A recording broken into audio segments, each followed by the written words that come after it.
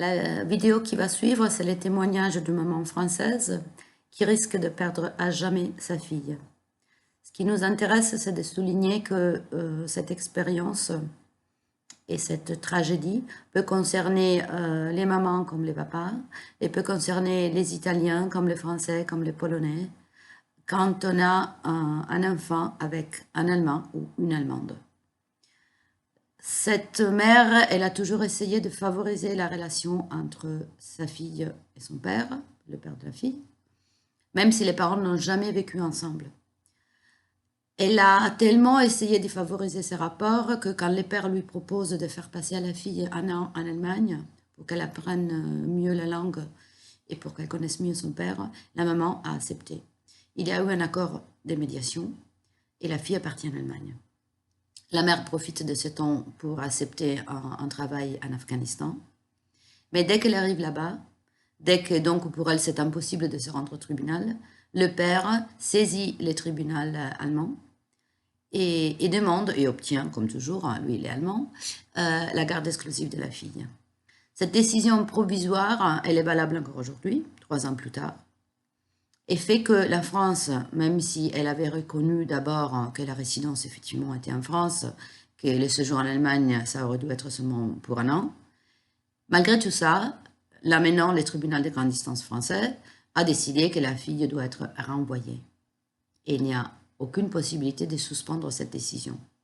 Cela signifie que cette fille risque, contre sa volonté et contre toute logique, et même contre les lois européennes, elle risque de se retrouver en Allemagne et de perdre à jamais sa mère, c'est-à-dire son parent non allemand.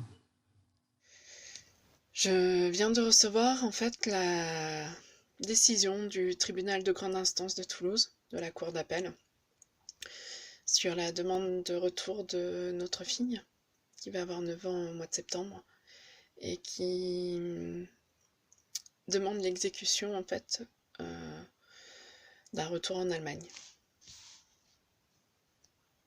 C'est totalement incompréhensible pour ma part. Je suis en train de réaliser que les autorités françaises, après une résolution du Parlement européen contre les pratiques du Jugendamt, administration de la jeunesse allemande, en novembre 2018, que les autorités françaises coopèrent et décident que malgré 3 décisions en notre faveur, qui réaffirmaient que j'avais la garde de ma fille, garde que j'ai depuis 2012, nous sommes séparés avec son père allemand lorsqu'elle avait 1 an. Nous sommes rencontrés dans un contexte humanitaire, jamais mariés, jamais de vie commune. Notre fille a mon nom de famille, elle est née en France, elle a vécu avec moi jusqu'en 2017 sur Toulouse. Je l'ai élevée seule, si ce n'est que nous avions une autorité parentale partagée, la moitié des vacances scolaires en Allemagne. Donc j'en avais la garde depuis 2012. Je ne connaissais pas le Jugendamt auparavant, avant d'y être confrontée. Je ne savais pas que l'Allemagne pratiquait le kidnapping international de façon légale sur son sol. Je ne connaissais pas la problématique de ces milliers d'enfants franco-allemands volés. Je ne connaissais pas le sort de ces milliers de ressortissants français abandonnés par son gouvernement, qui se débattait ou qui se débat encore juridiquement depuis 50 ans afin de maintenir un lien avec ses enfants sur le sol allemand. Je ne connaissais pas l'association Enfants Otages. Mais si j'avais